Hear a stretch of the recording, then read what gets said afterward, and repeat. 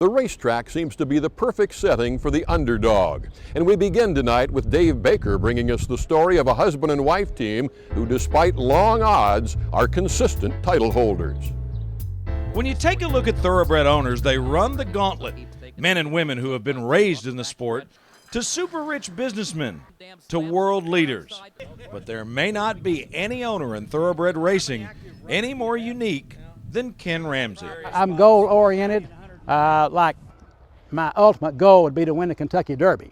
But it's better to aim high and miss the mark than it is to aim low and hit it. Ramsey grew up in tiny Artemis, Kentucky in Knox County, but he went on to make more than $1 million in a variety of endeavors. I had a bunch of stock, and I got out over a year ago. So it worked out. I mean, I hit that one on the head. So now I've got the cash on the side to get back in whenever I think it's right. But you have to do opposite. You can't have the herd mentality. That'll kill you. When Ken Ramsey gets passionate about something, watch out. And as a small child, he fell in love with a thoroughbred. And in 1969, he realized a boyhood dream of owning a horse. We claimed this horse called Red Redeemer, which turned out to be nothing. In other words, he had 3 legs and was a gelding. One eye later on we found out, but so we got off to a very inauspicious beginning, but from there it was a challenge to keep trying to get better and better and better. That may have been an inauspicious beginning, but as you can imagine, it did little to deter Ken Ramsey. At the end of the Keeneland Fall Meet, figures showed that Ramsey and his wife Sarah owned 541 thoroughbreds, 109 of racing age, 191 mares, 89 yearlings, and 114 weanlings. That makes life here at what was historic Almahurst Farm busier than you can imagine. So right now in the thoroughbred industry, it's a wonderful time to pick up brood mares. They're about 50 cents on the dollar.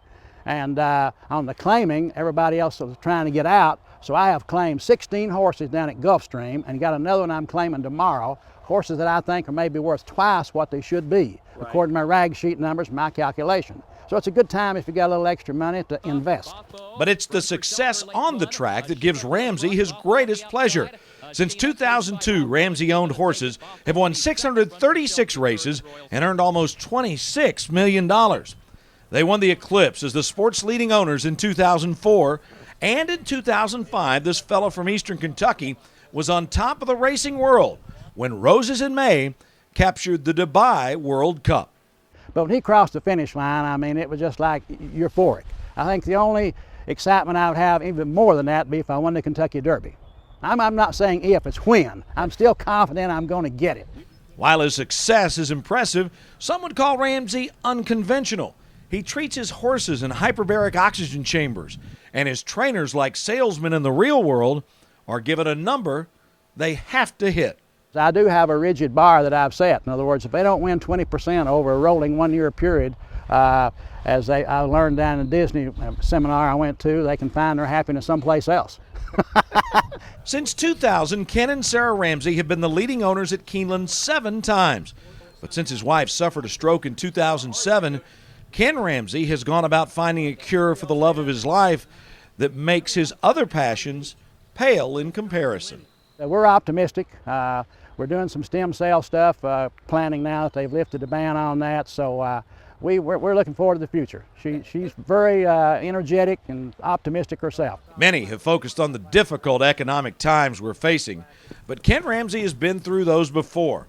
That's why the ups and downs of thoroughbred racing are something he easily keeps in perspective. I've got a business model that works, and I know it works, and that gives me confidence that even if I fail the first time, I keep plowing on, just keep going, because eventually I think I'm going to come out on top. So I'm very resilient, and I'm not afraid to fail. It doesn't bother me. As long as you don't quit, you're not a loser.